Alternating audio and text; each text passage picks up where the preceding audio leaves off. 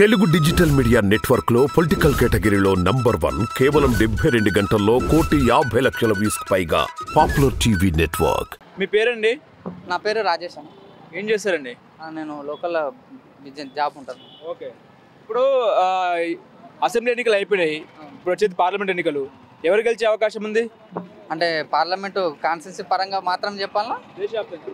దేశవ్యాప్తంగా వచ్చేసి మళ్ళీ మూడోసారి హైట్రిక్ మోడీ గారేనా?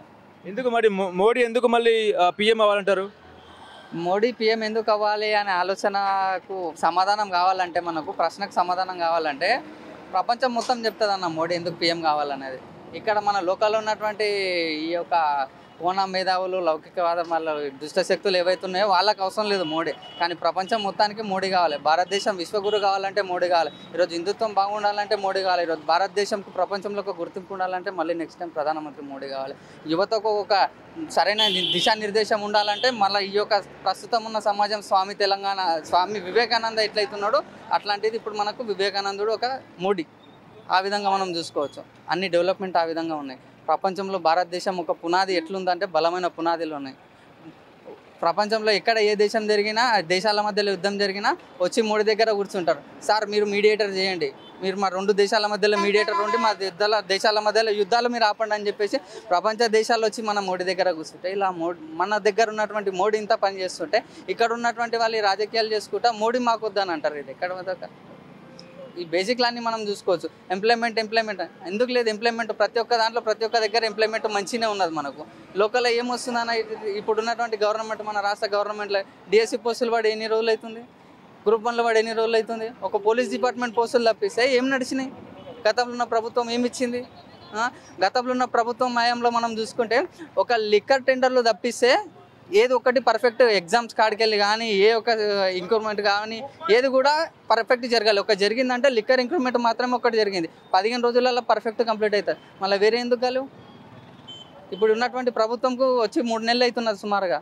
దానికి కూడా అవకాశం ఇవ్వాలి. వచ్చింది కొత్త ప్రభుత్వం, అదేం చేస్తుందో చూడాలి. సో డిఎస్సి చేస్తామన్నారు, మెగా డిఎస్సి నోటిఫికేషన్ అన్నారు, దాన్ని కూడా చూడాలి. దాని ప్రభుత్వం ఏం చేస్తుంది ఇప్పుడు కాంగ్రెస్. కేవలం రాజకీయం కోసమే రామ మందిరం నిర్మాణం ఓపెన్ చేశారని చెప్పేసి ప్రతిపక్షాలు ఆరోపిస్తున్నాయి. నిజమే అంటారా? అది మనం ఎందుకంటామన్న, 500 ఏళ్ళ కింద నాటి చరిత్ర ఉన్నటువంటి రామ మందిరం బాబర్ వచ్చి గుల్లగొట్టినప్పటి నుంచి ఇస్తున్నది. అది అప్పుడైతే రాజకీయాలు లేవు కదా. 500 ఏళ్ళ కింద అయితే రాజకీయాలు లేవు కదా. రాజకీయాలు మనం స్వాతంత్రం వచ్చిన తర్వాత మనం చేసుకున్నాము. కాంగ్రెస్ పార్టీ, జనసంఘ్, బీజేపీ, ఇంకా XYZ అనేది రాజకీయ మనకు స్వాతంత్రం వచ్చిన తర్వాత మనం ఏర్పాటు చేసుకున్నాం. ఇప్పుడు చేయలేం కదా. అప్పుడు రాజకీయాలు లేకుండే కదా. అప్పుడు ఉన్నటువంటి మన చరిత్రకు రామ మందిర్ ముఖ్యం మనకు. అది మన మందిర్ మనకు కావాలని మనం కొట్లాడినాము. మన మందిర్ మనకు కావాలని చెప్పేసి కొట్లాడినామంటే పోయి ఎవరికో తనలేం కదా. లీగల్గా పోయినాము, సుప్రీంకోర్టు నుంచి స్టే తీసుకున్నాము, మనకు ఫేవర్గా వచ్చింది. స్టే వచ్చింది, సంవత్సరంన్నరలో గుడి కట్టుకున్నాము. ఇప్పుడు గుడి ఓపెన్ అయినప్పుడు రోజు లక్షల మంది దర్శనాలు చేస్తున్నారు. దీనికన్నా సంతోషమైనది ఏముంటుంది? ఇప్పుడు ఆర్టికల్ 370 రద్దు, ఇవన్నీ కూడా కొంచెం బీజేపీకి కొంచెం ఫేవర్గా ఉండే అవకాశం ఉందా? అంటే ఆర్టికల్ 370 అనేది బీజేపీ ఒక సిద్ధాంతపరంగా అది అమలు పరిచినప్పటి నుంచి దాన్ని వ్యతిరేకించుకుంటూ వచ్చిన పార్టీ.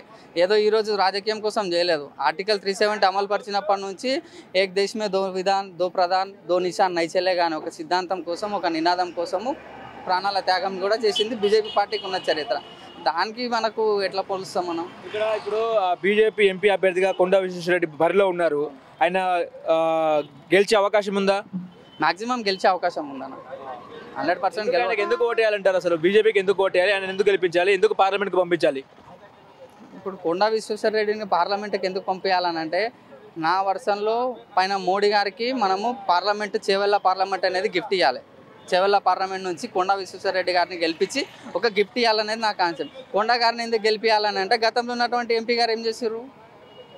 గతంలో ఉన్న ఎంపీ గారు మన పార్లమెంటు పరిధి కోసం ఏం చేసారు? ఆ పార్లమెంటు పరిధిలో ఉన్నటువంటి మన తాండూరు కాన్స్టిట్యున్సీ కోసం ఆయన ఏం చేసిండు?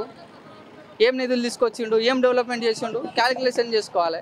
ఒకసారి ఈయనకు కూడా అవకాశం వచ్చిందనుకో, సెంట్రల్లో మోడీ ఉన్నాడు, డబల్ ఇంజన్ ఉంటుంది. ఇక్కడ కూడా మనకు మనోళ్ళు ఉన్నారనుకో, డబల్ ఇంజన్ అయిపోతుంది. సో అప్పుడు ఇక్కడ మన ఎంపీ, మన కాన్స్టిట్యూషన్లో మన ఎంపీ ఉంటాడు, మీద సెంట్రల్లో బీజేపీ ఉంటుంది. సో దానికి సంబంధించి ఈయనకు కూడా అవకాశం ఇస్తే డెవలప్మెంట్కి మనకు కూడా ఛాన్సెస్ ఉంటుంది కదా. సో దానికోసం ఎంత మేట వచ్చే అవకాశం ఉంది ఇక్కడ బీజేపీకి? మనకు మెజార్టీ అనేది పర్టికులర్గా చెప్పడానికి రాదని, సిచ్యువేషన్ని బట్టి మెజార్టీ అనేది పెరగవచ్చు, తగ్గవచ్చు. మెజార్టీ మీద మనం విషయం చెప్పడానికి రాదు. కానీ 100% అబ్ కి బార్ మోడీ సర్కార్, ఇది మాత్రం చెప్పగలుగుతాం.